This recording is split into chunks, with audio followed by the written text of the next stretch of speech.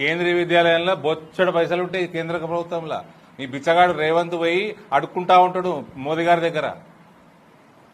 ఆర్ఎస్ఎస్లో మాకు నేర్పిస్తారు, మేము జాయిన్ కాగానే రాజకీయాలు దేశం మొదలు, తర్వాత ప్రజలు, తర్వాత దళము అంటే బీజేపీ, మాకు నాలుగోది మన సొంత కుటుంబం కానీ మనం కానీ.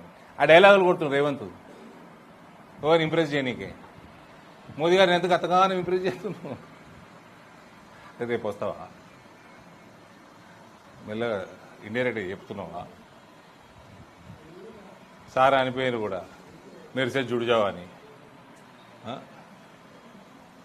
ఈయనేమో దేశం ముందు, ప్రజలు నెక్స్ట్, దళం తర్వాత. అంటే ఏంది? కాంగ్రెస్ మోసం చేస్తావా? మీ ఎమ్మెల్యే ఇక్కడ ఎమ్మెల్యే టీఆర్ఎస్ మోసం చేసినట్టు.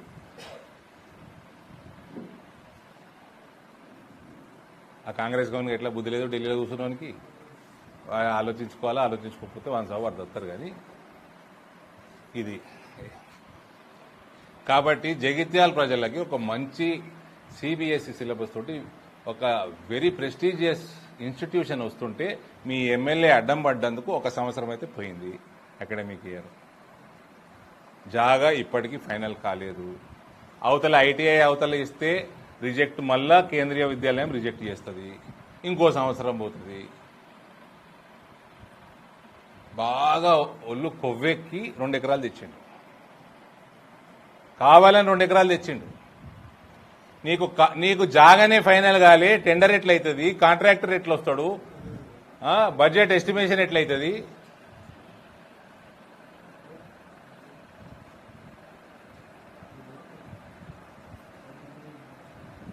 ఇక నేను ఎందుకు మొదల అప్పుడు స్టేట్మెంట్ ఇచ్చిన పార్టీ ఎందుకు మారినట్టు డెవలప్మెంట్ కోసం పోయినా అని ఇచ్చింది.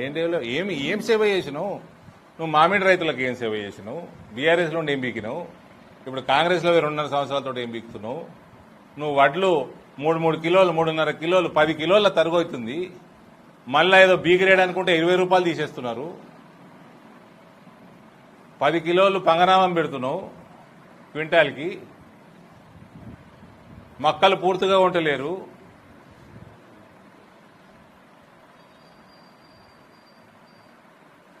జగిత్యాలకి ఏమైనా మేమిచ్చిన 60 కోట్లు, ఈ నేషనల్ హైవే మీ టెండర్లు గిండర్లు అవుతున్నాయి, స్టార్ట్ అవుతుంది ఆర్మూర్ మంచిర్యాలు, ఇటువంటి మేజర్ కాకుండా ఈయన చేసింది ఏమైనా ఉన్నదా?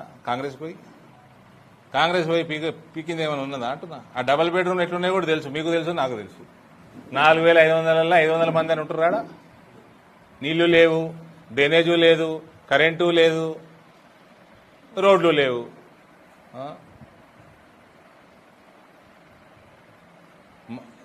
పోయి ఉంటారా? లేకపోతే కడి చేసేసి వేరే వాళ్ళకి ఇస్తామంటే భయంతో కొందరు ఉంటున్నారు.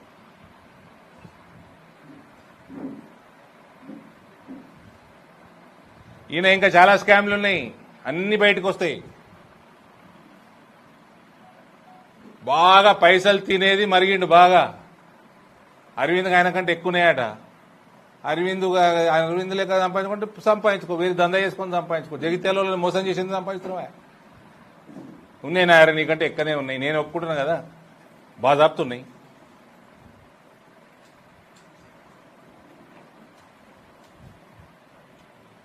మీ ముఖ్యమంత్రి కాకంటే ముందు కూడా నాకే ఎక్కువండే. చెప్తున్నావు, కుల్లా చెప్తున్నా. అవి తీసే ఎలక్షన్ తీస్తే అయిపోతుంది కదా, నామినేషన్ పత్రాలు. రేవంత్కి ఎంత ఉంటుంది తీయండి, నాది ఎంత ఉంటుంది తీయండి.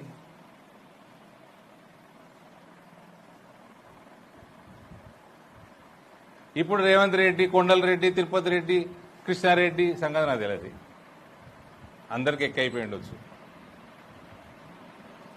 దేశం మొదలు, ప్రజలు 2, దళం 3,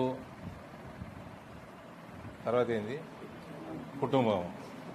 ఇది రివర్స్లో పోతుంది.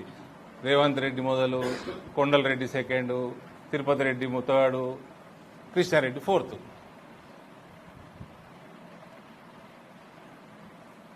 ఇది రేవంత్ అంటే దేశము, కొండలంటే ప్రజలు, తిరుపతి అంటే కాంగ్రెస్, ఇంకో లాస్ట్ ఆయన ఏంది కృష్ణారెడ్డి అంటే కుటుంబమా? లాస్ట్లో జై శ్రీకృష్ణ అంటుండవు. ఆ? మీ ముఖ్యమంత్రికి బుద్ధి ఉండాలి. ఆ ఉత్తమ్ కుమార్ రెడ్డి అంత లఫంగా ఇంకోటి లేడు. అదేంది పింకు కాండ వేసుకొని తిరగాలి ఆయన. వీళ్ళకి అక్కలు లేదు గాంధీలకి.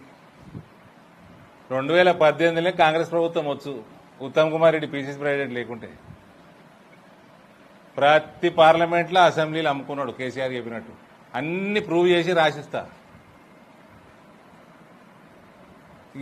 ఈ టీఆర్ఎస్ వాడు పోయి ఆ టీఆర్ఎస్ దగ్గర 2 ఎకరాలు తెచ్చిడు మీరు. ఈ బీఆర్ఎస్ వాడు పోయి ఆ బీఆర్ఎస్ వాడు దగ్గర. ఈ డూప్లికేట్ బీఆర్ఎస్ వాడు మీవాడు. బీఆర్ఎస్ టికెట్ మీద నిలబడ్డోడు డూప్లికేట్ బీఆర్ఎస్ వాడు. కాంగ్రెస్ టికెట్ మీద నిలబడి గెలిచి ప్రభుత్వంలో ఉన్నాడు కదా కేబినెట్లా, అస్సలు టీఆర్ఎస్ వాడు వాడు. ఈ దొంగ పోయి ఆ దొంగ దగ్గరికి వెళ్ళి దొందు అన్నట్టు 2 ఎకరాలు తెచ్చిండు. చించిపాడేసిన నేనే. అది కేంద్రీయ విద్యాలయం సంఘటనకు పోవాల్సిన అవసరం కూడా లేదు. ఇది మీ ఎమ్మెల్యే. ఇక మీ ఎమ్మెల్యే తోటి దోస్తాను ఇప్పుడే మొదలైంది. ఇవాళ ఈ ప్రెస్ మీట్ తోటే మొదలైంది. ఒకప్పుడు కవితతో ఉండే, ఇప్పుడు ఈయనతోటి మొదలైంది. బుద్ధి ఉండాలి కాంగ్రెస్ వాళ్ళకి. ఈయన తీసుకొని జీవన్ రెడ్డి గారిని పంపించేసారు బయటికి. ఇది ముమ్మాటికి మళ్ళీ బీఆర్ఎస్కి చెక్కేసేది కేసు. ముమ్మాటికి బీఆర్ఎస్కి పోయేది.